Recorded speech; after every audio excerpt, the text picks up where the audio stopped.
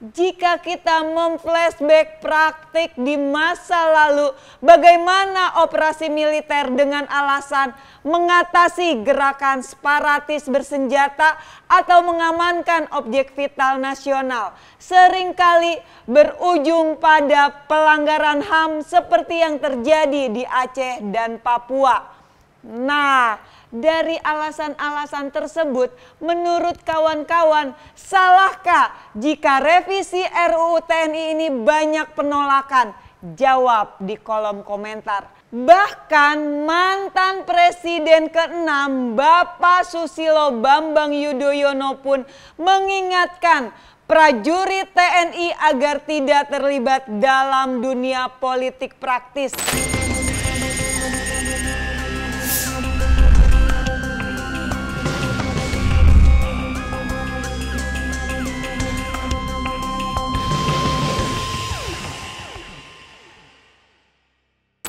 Benarkah revisi RUU TNI ini untuk kepentingan rakyat atau rakyat hanya dijadikan tumbal seolah-olah revisi undang-undang ini untuk kepentingan rakyat padahal untuk kepentingan golongan?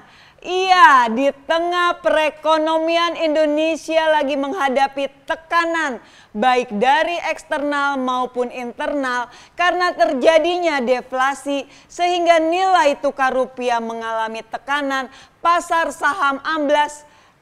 Pemerintah malah sibuk ngurusin revisi RUU TNI. Gila banget kan? Pertanyaan gua, urgenitasnya di mana? Masih banyak yang jauh lebih urgen untuk dibahas, seperti mengatasi perekonomian Indonesia yang semakin melemah, mengatasi kesejahteraan rakyat yang pada realitanya rakyat Indonesia masih sangat banyak yang hidup di bawah garis kemiskinan, dan masih banyak lagi harusnya yang menjadi skala prioritas pemerintah, bukan ngurusin RUU TNI. Revisi RUU TNI ini menuai kontroversi banyak kalangan yang tidak setuju dengan adanya revisi RUU TNI ini. Ketidaksetujuan ini dikarenakan adanya dugaan revisi ini akan membuka jalan bagi kembalinya dwi fungsi ABRI yang jelas bertentangan dengan amanat reformasi, mengancam demokrasi, negara hukum, serta hak asasi manusia.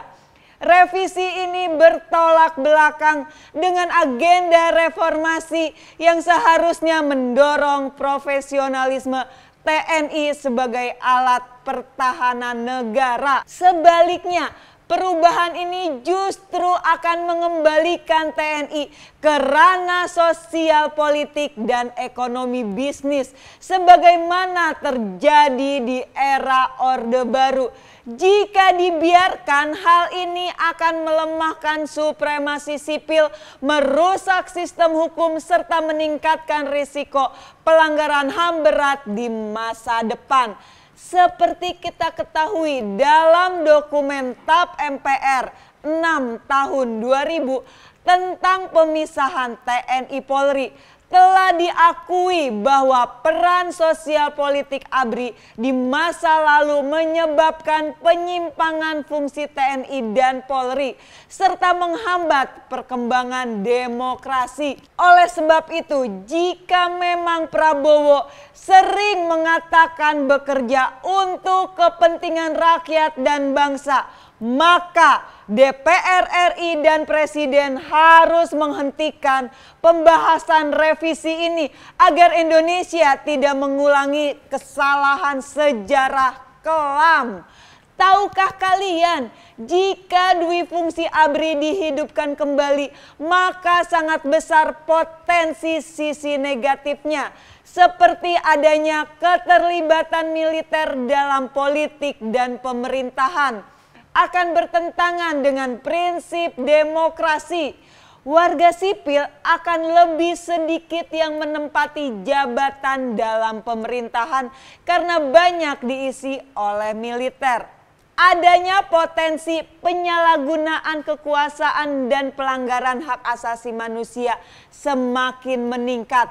Sehingga tugas utama TNI sebagai lembaga pertahanan negara bisa tersisihkan karena ikut terjun dalam pemerintahan. Inilah poin-poin yang menjadi alasan revisi RUU TNI harus ditolak. Pertama, akan ada perluasan jabatan sipil untuk perwira TNI. Presiden Prabowo mengusulkan agar perwira TNI aktif dapat mengisi berbagai jabatan di kementerian dan lembaga negara, termasuk Kejaksaan Agung, Mahkamah Agung. Ini tentunya sangat berbahaya karena dapat menghilangkan independensi peradilan dan supremasi sipil. Yang kedua, militer dapat berperan dalam politik keamanan negara. Terdapat pasal dalam revisi Undang-Undang TNI ini akan memberikan wewenang kepada militer untuk mengisi jabatan di Kementerian Koordinator Politik dan Keamanan. Tentunya hal ini akan membuka peluang bagi militer untuk terlibat dalam urusan politik dalam negeri yang bisa mengancam kebebasan sipil dengan alasan keamanan negara. Dan poin terakhir, militer bisa melaksanakan operasi tanpa persetujuan DPR. Dalam draft pasal nomor 7, operasi militer selain perang kini dapat dilakukan tanpa persetujuan DPR. Cukup berdasarkan peraturan pemerintah atau peraturan presiden, dan pastinya ini sangat berbahaya karena memberikan kekuasaan besar kepada presiden untuk memerintahkan TNI dalam mengambil tindakan. Jika kita memflashback praktik di masa lalu, bagaimana operasi militer dengan alasan mengatasi gerakan separatis bersenjata atau mengamankan objek vital nasional seringkali berujung pada pelanggaran HAM seperti yang terjadi di Aceh dan Papua. Nah, dari alasan-alasan tersebut, menurut kawan-kawan, salahkah jika revisi RUU TNI ini banyak penolakan?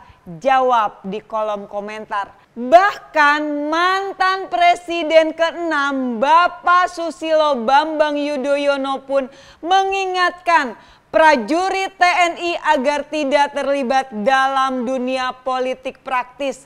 Menurut SBY, prajurit TNI aktif seharusnya tidak memasuki dunia politik dan menduduki jabatan sipil. Mengingat hal tersebut bertentangan dengan prinsip-prinsip reformasi TNI. Jangan sampai ABRI, sekarang TNI atau Polri, mengulangi masa lalu yang sudah dikoreksi oleh sejarah, ucap seorang SBY. Gimana nih kira-kira responnya Pak Prabowo selaku Panglima tertinggi dengan adanya pandangan Pak SBY tersebut yang notabene-nya pun sama dari militer? Lalu ada lagi nih menanggapi kekhawatiran masyarakat tersebut, Ketua Komisi 1 DPR RI Utut Adianto meminta agar masyarakat tidak terlalu mengkhawatirkan substansi dalam RUU TNI. Dia menyatakan bakal bertanggung jawab terhadap perubahan payung hukum ihwal militer Indonesia ini. Pernyataan Utut Adianto akan menjadi sebuah catatan penting buat gua. Jika sampai apa yang dia katakan tidak sesuai, maka orang yang akan gue tuntut pertama kali pertanggungjawabannya adalah Utut Adianto. Terakhir, untuk Pak Prabowo dan juga DPR RI, saya mau nanya, apa kabarnya nih RUU perampasan aset tindak pidana korupsi yang hingga detik ini masih mangkrak? Menurut gua, RUU perampasan aset tindak pidana korupsi jauh lebih penting dibandingkan dengan RUU TNI yang saat ini justru menjadi polemik baru untuk bangsa ini. Beranikah kalian mengesahkan RUU perampasan aset tindak pidana korupsi? Salam revolusi cinta.